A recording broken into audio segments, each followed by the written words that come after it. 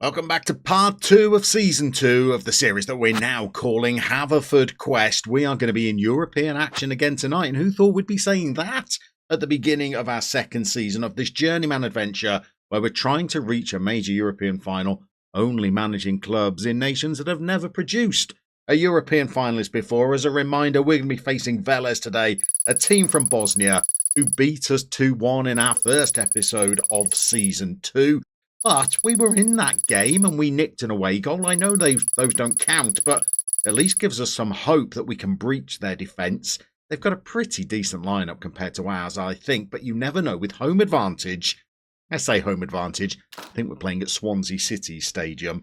If we could just get a 2-0 victory on the night, we're going to be cruising through into the second qualifying round of the Europa Conference League, which has got to bring some kind of financial benefits, I would have thought. We've only played one game since we saw you last, a 5-1 friendly victory against Truro. We were meant to play Bolton. I cancelled that game because I didn't think that would be a morale booster. So instead we played Truro, played very, very well. There were lots of trialists in the team because the scouts have already been busy. I say scouts, singular. We have one scout, but he's already drummed up a few players that we've brought in on trial.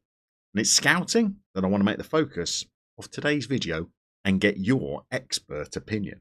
But before we get to the scouting, a quick thank you to Jack Winter, who's become the latest person to sign up to support me on Patreon. It's a huge thank you to Jack and all of the other Patreon members and YouTube channel members. It's your support that allows me to keep doing what I'm doing. And if you would like to join them, we'll leave links to the Patreon down in the video description below. So at Haverford we knew that the finances were going to be good. By the way, before we look at those finances, check out our shiny, fabulous new kits designed by my good friend Liam, an Aston Villa fan helping out a Birmingham City fan with kit designs. Liam actually contacted me after episode 1 of the quest and said, do you fancy some kits for Moyola Park? I said, well, I've already done some rudimentary ones myself, but how about you have a crack at whoever we wash up at for Club 2? He was only too happy to oblige, and he's designed a couple of absolute beauty. So thank you to Liam for those. Let's jump into the finances, which we knew were good. It's the main reason we took the Haverford Quest job. They've got the best part of £1 million in the bank. They've got £5,740 per week in the wage budget, of which we are spending less than half of. Our wages only just come above $2,459 right now. I actually have a bid in for a player already that will take it up just over $2,500. And they also had this very healthy transfer budget. It was $600,000. But if we jump into our scouting, this is what I've decided to do. And let me know down in the comments for today's episode whether this is something A, you think is a good idea, or B, whether you think it's something that's going to be absolutely fruitless, or C, whether it's something you've tried yourself, and I'd love to hear your own experiences of it. Originally, our scouting budget was just £3,900 per season, which would only have been enough to have scouted Wales for the season. So I went in and I thought, well, we're not going to spend £600,000 on transfer fees. My goal, actually, is to try and spend as little as possible on transfer fees.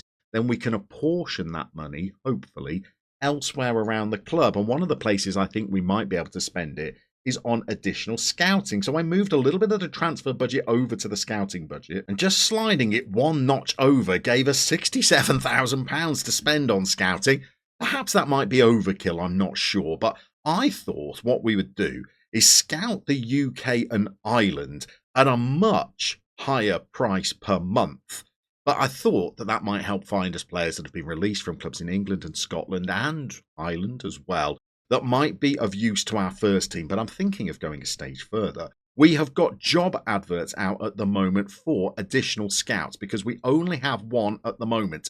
This is Michael J.R. Hartley, who's pretty good, I think. He's got judging player ability of 7 and player potential of 9. So he is currently whirling his way around the UK and Northern Ireland, but we are on the hunt for a second or potentially even third scout. And I was thinking that we might pump this up even further just for a month or two and try and scout all of Europe at £20,000 a month. Now, this is where you come in, and I'd love to hear your opinions, because I'm not sure whether there's any point to that. If I send my scouts out at a cost of £20,000 to try and scout all of Europe when they probably don't have very much European knowledge? Do you think they will find any players? Do you think they will find any players that are going to be of any use to our first team? And do you think that in Wales, if we approach to sign these players, we've got any hope of getting work permits for them? And I'm not sure whether we'd be able to get these players into the club with work permits, even if they were willing to come. So let me know your thoughts down below. Is it worth scouting the UK and Ireland? And do you think it's worth, just for a month or two, investing in scouting all of Europe to see whether we could pick up some absolute gems that might have been released from Portugal, Spain, France, maybe? I've got those countries loaded, so there may be lots of players out there that would come and play for a season or two in the Welsh top flight. So my main thinking point for today's game was Kinsella and Taylor Crossdale up front. Taylor Crossdale, by the way, in just the short time that we've been away, which has only been a week, has decided that he wants to leave the club at the end of the season. He came to us and said, look, I don't know who you are. I don't know why I'm here. I'm going to be considering my options at the end of my contract. Oh, okay, you can do that. It means we've got you for the next season at least. In the last episode, when I switched Crossdale up front in the second half and moved Kinsella out into the wide areas, Taylor Crossdale got the goal. I'm not sure whether I should be doing that again today. I guess they're both pretty much of a muchness. I decided to play Taylor Crossdale out wide just in case Kinsella ever got himself into a position where he had to put a cross in, and he's only got crossing of 5. Also, Taylor Crossdale is slightly quicker, which I thought might be useful in the wide areas. But for today's game, I'm thinking I'm going to reverse it. So we'll have Kinsella on the left, Taylor Crossdale up front, and then Justin Hawkins over on the right, playing in the dark for today's game. I love this guy, his dribbling, his pace, his acceleration. What I'm not such a big fan of is that I didn't realise his contract had expired when we joined the club, which is why they maybe didn't originally register him for their Conference League squad. And unfortunately, he won't enter into contract negotiations, and he's not very interested in signing for us. Now, that might rectify itself as the season evolves, and maybe if we're doing pretty well, he might be keen to discuss it a little further. But at the moment, a club could come in at any moment and just steal Justin Hawkins. Now, hopefully that won't happen, because I believe in a thing called love, and Justin is devoted to Haverfordwest, so hopefully he would show a little bit of loyalty, but it is a bit of a worry. I'm very keen to get some squad building going as soon as we can. Let's show you the player that we've got a bid in for. Lloyd Marsh Hughes is someone who the scouts found very quickly, and we got in on a trial, and he actually scored a hat-trick in that game against Truro. But I don't think I would be playing him as a striker. I did in the friendly, but having had a little look at his pace and his physicals in general, I'm not sure whether as a lone striker he might be the best option. I might prefer him playing in central midfield, because we do have a CM on attack in this tactic that we're playing, and he could be absolutely delicious in that role, where maybe the physicals are not quite as exposed. He's a very good finisher and good at long shots, but the passing means I think he could comfortably slot into a central midfield berth. He could take out penalties as well. The work rate is okay, and presumably the teamwork's not so bad either. A little bit of flair, determination, some of these other mentals, composure, bravery, anticipation, all mean that I think he could slot in as a central midfielder. Maybe the aggression's not great if we want to close down, but he's going to have a DM behind him to help try and legislate for that. So again, let me know down in the comments, Lloyd Marsh Hughes, is he a goer for you? And if so, as a striker, central midfielder. Okay, this might not come as a surprise to you, but I don't think we are packing out the Swansea.com stadium. I don't know whether many have come over from Bosnia. We've certainly only got a smattering of fans there in that main stand, so it could be a bit of an eerie atmosphere. We are a little bit worried about this Bosnian side, because they did open us up a little during the first leg. But maybe having the home advantage today, if we could get an early goal and just even up the tie on aggregate, they might start getting a little bit nervy, and we might be able to capitalise on that. We're going to need our big players, our front three, to come to the fore, I think, We'll see how they do as we kick off. They have got the opening highlight of the game from the kickoff. They've got Sturm over at left back. That comes to nothing. And now, with 2 minutes into the game, we are the team that are coming forward. And there is little Kian Kinsella. And it did work out moving him over onto the left flank because he's come in at the far post and stolen a little header at the back stick. He's got above the fullback and just planted that past the keeper. And there is the early goal that we said might just cause our opponents to just question their role in the game a little bit. We're going to praise the team 5 minutes in. What a start that is. Jazz Richards is the player, using all of his experience to send that looping ball in to the far post. And now we're level on aggregate and we're coming forward again. Franklin plays it back to his defence. We move it out to the other side. We switch play. Kinsella actually tackles his own teammate, deciding, well, I scored a goal, I'll take things into my own hands.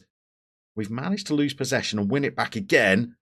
And Taylor Crossdale takes a shot on very early. And he has spooned it over the bar, but that is a good opening first 15 minutes. We need to now try and capitalise on that by not conceding an equaliser on the night too early. Reese, well, he smuggled it around the post. He didn't look entirely composed and confident with that. Now we need to get the corner away. We haven't done that. I think we've given a second corner in quick succession to our opponents. This one, we just need to thump up the pitch. Try and counter. That's perfect. Although they're coming back at us. Sturm. We're crowding him out. We've got players back. The numbers are there. They're not doing a lot, but the numbers are certainly there. And there's Justin Hawkins working hard for the team. Fabulous stuff. Okay, we're halfway through the first period. Since that opening goal after a couple of minutes, it's all been our opponents. Reese acrobatically tips one clear. They've had another strike that's hit the post. We just need to settle down a little now. We could go in at half-time 1-0 and then just regroup and come out and try and win the tie in the second half. Well, that would be preferable to conceding a cheap equaliser because they really are coming at us here. Here's a little spell of possession, though. Justin Hawkins through to Crossdale. He's got Kian with him. 2-0 on the night. There we go. We're on the lead on aggregate. And it's the front three. Justin Hawkins through to Taylor Crossdale. He wasn't greedy there. You thought he might strike. He sees Kinsella completely unmarked, 8 yards out from goal. His second of the night. And now we've got that little 1-goal cushion. It's probably going to encourage our opponents to come at us a little. We could score a third on the night. Then we're starting to look good. Jazz Richards is on the corner, sends it in. Tabone is a big old centre-back. He's going to be a threat from set plays this season. Hawkins to Akpan. We're still coming forward. Here's Reese to Patton, the DM. Akpan plays another little ball. He's on a hat-trick. Oh, my God. He has absolutely rifled that one. Is he Bobby Mack in disguise? The bleached hair is fooling nobody. He's got Bobby Mack written all over him, hasn't he? Goodness me, imagine scoring that for your hat-trick goal as a 17, 16-year-old in European competition. What an evening for the youngster as we approach the 40-minute mark. 4 shots on target. 3 of them have gone in, and we're hungry for more. Justin Hawkins now out on the right. Delivers one in. It's Crossdale. Oh, goodness me. Oh, goodness me. What part of his anatomy did that come off? Okay, we are cautious about this second period because we don't have a lot that we can freshen things up with. If players really start to tire during the second period of the game, we've pretty much got teenagers and players whose attributes are not that great on the bench. And you did see when I made changes at fullback in the first leg and brought a couple of kids on, that's when we conceded that second goal.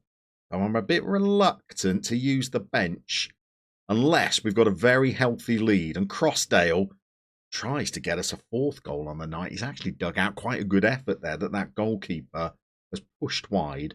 Hawkins is now on the corners. Slings it into the near post. Akpan rises. Their keeper makes another smart stop. and we take it to the corner again. Hawkins this time, back to the front post, tries to pick out to Bone, who's got his head in his hands because he's nodded it wide of the goal, but Kinsella runs in completely the wrong direction there. He chased the player rather than the ball, bless him, but he's doing some dogged defensive tracking back there. We get the ball clear initially. We got it to the halfway line. Now Velez are coming back at us again, and they've got it to Milanic. Reese, fair play to him. He's held on to one there. So let me show you why I'm struggling so much. Harry Franklin's tired and could really do with coming off, and hat-trick hero Kian Kinsella also needs to come off. So let me show you what I can bring on for those players in midfield. The only options are to bring on 17-year-old Sam Harrison with strength of 3 and pace of 5, or we could bring on Gareth Owen, strength of 5, positioning of 3, vision of 4. But we've got to make a choice and bring one of those two on, because young Harry Franklin is really struggling. So what we'll do is we'll bring on Gareth Owen. He can try an attack. He has at least got finishing of 9, and I think he's the better of the two options. But in terms of replacing Kinsella, well, we're going to have to move Taylor Crossdale out into that area. And the only option up front is James Go West, 16 years old, strength of 4, balance of 5. He gets a chance. He's probably not going to be able to finish it, but at least he's got fresh legs to run around a bit up front. We're going to change him to being a pressing forward to see whether he can harry our opposition. And we might even just ask Owen just to be a box-to-box midfielder, I think. Maybe give us more of that solid base in the midfield. Our opponents are still very much interested in this game. They've not decided it's over by any stretch of the imagination, and they're coming forward again. Another long-range effort. This one goes tamely over the bar. Now we are going to put on the time wasting. We're even going to lower the tempo a little, and we're not even going to try and attack. We're going to be a little bit more disciplined. Just try and let the clock run out. I think about 88, and we're there exactly. Thank you very much. We're going to throw full time wasting on. Now we've just got to make sure we don't concede in these final couple of minutes, because if we could sneak into a second round, I might be able to bring in some reinforcements and maybe register 1 or 2 of those players and have a stronger lineup for the next round of European competition. I don't know exactly how many qualifying rounds we'd have to get through before we might think about reaching a group stage, but we've knocked out a team from Bosnia. It was pretty close on the XG. They had 15 shots to our 13. I guess you'd say we edged it, and we were certainly the more incisive and clinical on the night. And we now get to find out who our opponents are going to be in Europe. And the news is not fabulous, I won't lie to you. We've been given a pretty tough draw. We're taking on Ukrainian outfit Zoria Luhansk, who are fully professional. So I'm assuming they're going to have a pretty decent squad. I think what we will now do is renege on what I said earlier on in today's episode. And rather than coming back for games against Newtown and Connors Quay, we'll come back for that second leg against Zoria. Although I fear we might be out of the tie by then. And we'll also play that first game of the season against Newtown so that we can try and kick off our domestic campaign. The good news is we at least got the best part of £100,000 out of that little win. So that's going to just swell the finances even further. We're in a very good position at Haverfordwest, but my job now is to start getting a squad together that can compete domestically, and you never know, maybe another round or 2 in Europe.